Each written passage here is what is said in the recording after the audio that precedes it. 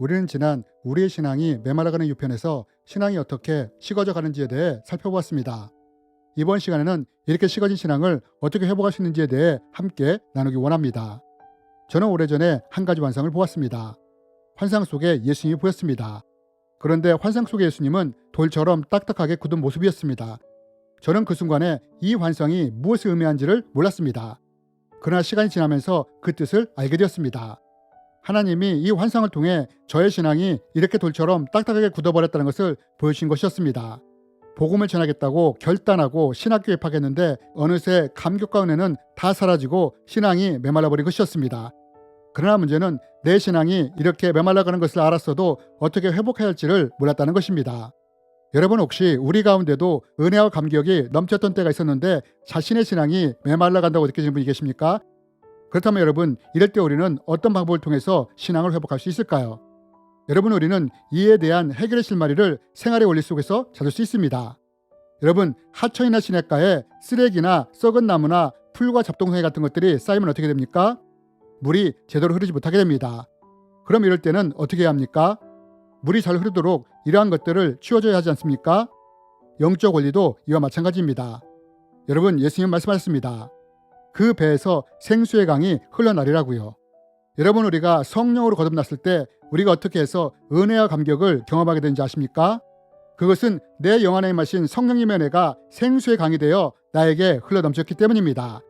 그래서 내가 성령으로 거듭날 때 큰 감격과 은혜를 경험하게 되는 것입니다. 그런데 여러분, 이 은혜의 생수의 강이 서서히 막히게 된다면 어떻게 될까요? 신앙이 식어지게 되는 것입니다. 메말라가게 되는 것입니다. 그럼 도대체 무엇이 우리의 신앙을 이렇게 메말라가게 만드는 걸까요? 우리는 성경을 통해 그 답을 찾을 수 있습니다. 사도 바울은 말합니다. 내 자신이 마음으로는 하나님의 법을, 육신으로는 죄의 법을 섬기노라. 또 이렇게 말합니다.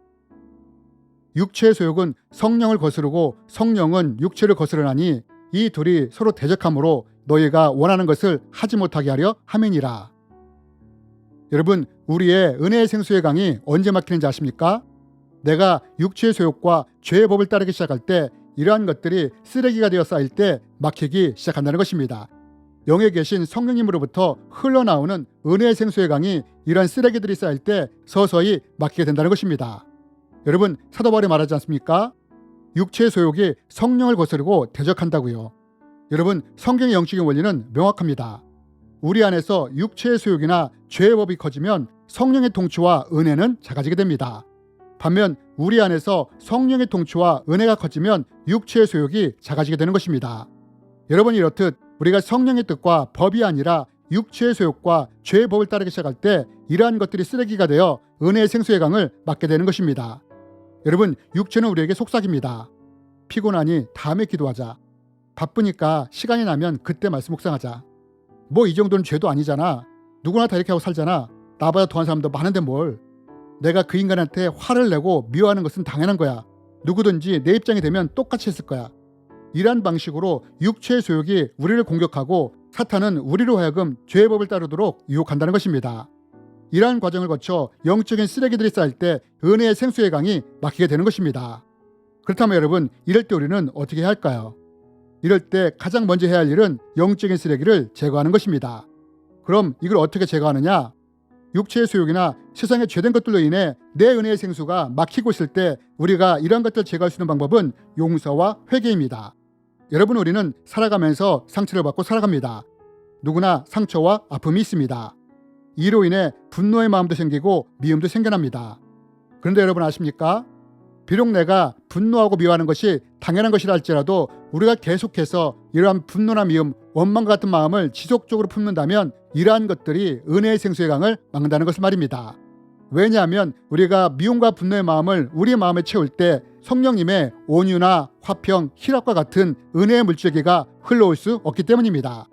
이것은 죄도 마찬가지입니다. 여러분, 거룩한 성령의 역사를 막는 가장 큰 도구가 뭔지 아십니까? 죄입니다.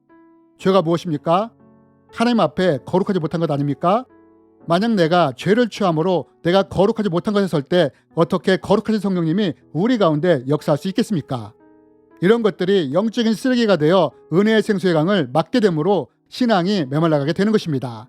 그래서 이러한 것들이 은혜의 생수의 강을 막지 못하게 하려면 용서를 통해 내 안의 분노나 미움, 원망, 적개심, 복수심과 같은 쓰레기들을 제거해야 합니다. 또한 죄를 멀리해야 합니다. 만약 나에게 해결되지 않은 죄의 문제가 있다면 죄를 회개하고 죄로부터 돌이켜야 하는 것입니다. 이럴 때 은혜의 생수의 강을 막고 있는 쓰레기들이 제거되기 시작하는 것입니다. 그러면서 또 우리가 해야 할 일이 무엇이냐? 여러분, 왜 어떤 것은 시냇물이고 어떤 것은 개천이고 어떤 것은 강입니까? 그것은 물이 흐르는 물길의 크기 차이 때문입니다. 여러분, 우리는 용서와 회개를 통해 영적인 더러운 쓰레기들을 치울 수 있습니다. 그러나 만약 쓰레기를 치웠는데 은혜의 생수가 흐르는 물줄기가 실개천처럼 작다면 어떨까요? 아무리 용서와 회개를 했다 하더라도 흐르는 물길이 작기 때문에 은혜도 작을 수밖에 없는 것입니다. 그럼 이럴 때 어떻게 해야 하느냐? 물길을 넓혀야 합니다. 그런데 영적인 원리도 같다는 것입니다. 우리의 영적인 통로가 작으면 은혜의 생수의 강도 적게 흐를 수밖에 없습니다. 반면 영적인 통로가 크면 은혜도 크게 흐르게 되는 것입니다. 그럼 이럴 때 우리가 어떤 방법으로 영적인 통로를 확장시킬 수 있을까요? 이것을 확장시킬 수 있는 방법은 단 한 가지밖에 없습니다. 그것이 무엇이냐? 바로 말씀과 기도입니다.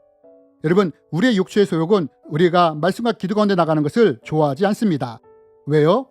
그것은 육체의 소욕과 죄의 법이 말씀과 기도의 하나님의 법과 대적하고 충돌하기 때문입니다.